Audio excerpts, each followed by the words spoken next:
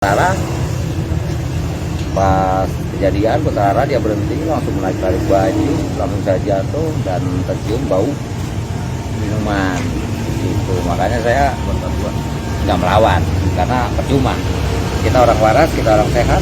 Saya waras, dia bau alkohol. Pengakuan korban pemukulan Bang Jago di jalanan Cibinong, Bogor.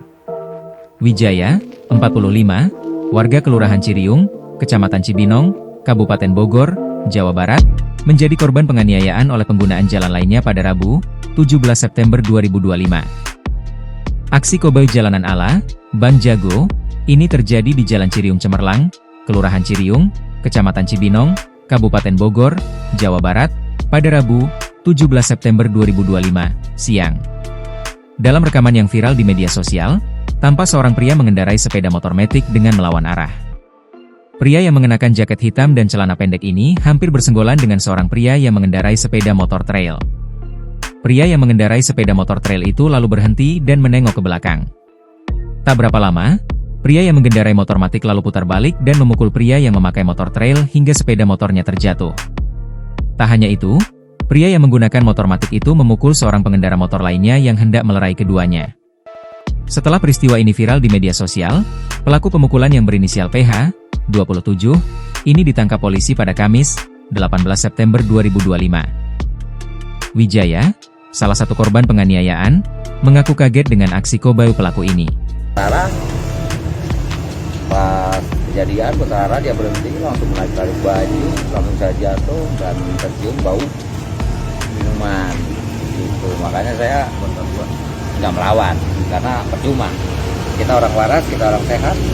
Harus berhadapan dengan orang yang berbau minuman seperti itu percuma.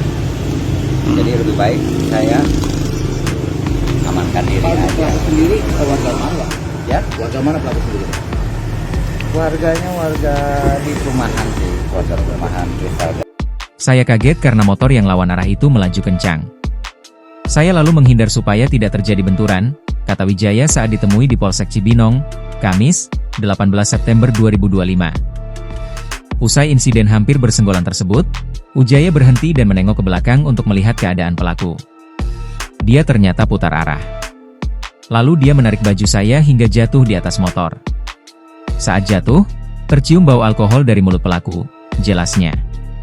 Mengetahui pelaku dalam pengaruh minuman, Wijaya pun tidak melawan saat dipukul.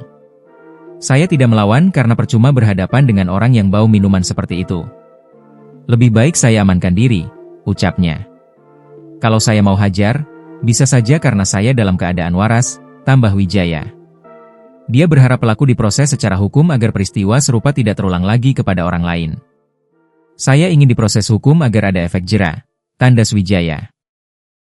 Download Tribun X sekarang, menghadirkan lokal menjadi Indonesia.